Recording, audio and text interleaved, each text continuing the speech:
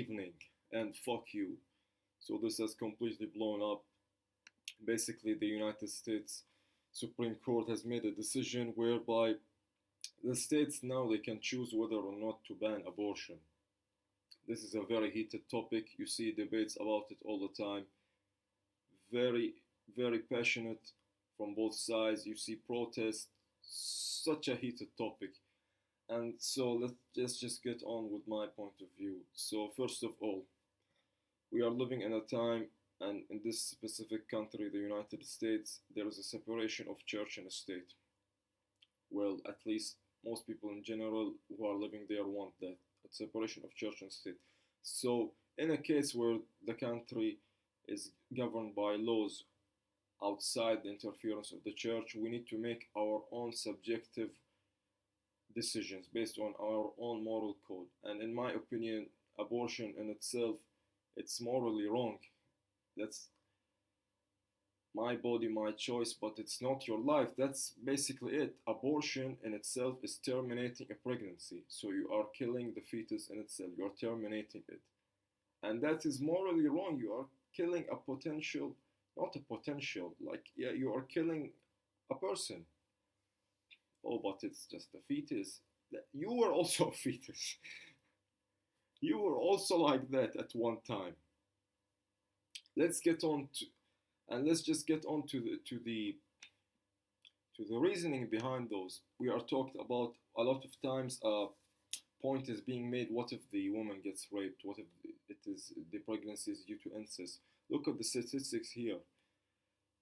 Less than 0.5% of the abortions are due to as a result of a victim of rape. Less than 0.5%, and I read somewhere else that it's only 1% due to incest. Most of the time, it's due to financial, economic reasons, or just as a matter of choice. They don't want to have the children. So 25% not ready for a child. Again, complete freedom of choice. 23% can't afford one. Let's tackle most of these causes now. Look, I want you to go to every person who you know who his or her upbringing was very tough, and ask them, would you just want to die? Would you rather be not born into this life because your upbringing was very tough? None of them is going to say yes. No, not one of them. It's their life. They want to live it. A lot of people have tough lives. Go to the Middle East. Go to Africa. Go to one of the mothers over there who have children. Go to one of them. Of course, they have a very tough time. They are struggling to feed their children. Ask any one of them, do you regret not aborting your child? Every single woman there is going to tell you to go fuck yourself. That is the reality. There is full freedom of choice to have unprotected sex, and having unprotected sex comes with its own consequences. Consequences which cannot be solved with abortion, with terminating the pregnancy. It is crazy. It's crazy. Not ready for a child. So many, bro. What kind of excuse is not? I'm not ready for a child. You're ready for having unprotected sex without having any consequences. Like we say, with freedom comes responsibility. When you were a kid, you had not that much freedom, but you had very little responsibility. As you grow older, you're more free, but you've got more responsibilities. You are completely free to have unprotected sex, but the responsibility of that is that you may become pregnant. You need to take care of that child. That's one of the responsibilities.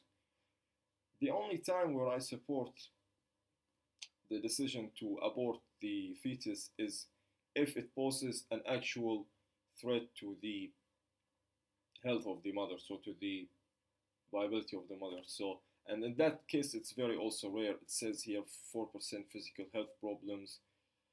And look at this, man, interfering with education or career, not mature enough, don't want to have a single mother. Bro, like, it's very ridiculous, man. Like, these reasons alone are enough for you to not decide to have unprotected sex. It is very ridiculous. I'm trying to be as unbiased as possible because, but I can't have a logical point to back up for the opposing side, for the, as it's called, pro-choice side. So as we can look here, miscarriage is basically before 20 weeks of pregnancy. So if, and let's say this is to add up to my point where the only case where I would support an abortion is if it poses a threat to the life of the mother. And even in that case, it should be done before 20 weeks of pregnancy because if it's before 20 weeks of pregnancy, the fetus is not going to be viable. But if it is after 20 weeks, they should just do an ectopic pregnancy, get the person out, get the baby out, and try to resuscitate it because there's still chance for both the mother and the baby to live. And again, another big point is what baby would want to live under such condition. What baby would like to basically grow up knowing that the only reason that their mother conceived was due to rape from a stranger. Again, you need to ask anyone who was born like that because it is not for you to decide. It is for them to decide. And you have other options. You've got adoption. I know it sounds socially unacceptable that pregnancy due to rape should be continued until labor. It sounds, especially in the years which we are living now, it sounds unacceptable. But I think that this is another consequence of rape. This is unfortunately another consequence of it. And even then, man, you could see it's like less than 0.5%, which is very, very extreme. And I don't know what to say to add on to that, but basically, those are my own views. I try to be as unbiased as possible. I try to be, but I can't. I can't. This is what I'm seeing is the truth, and yeah, man. See you on the next video.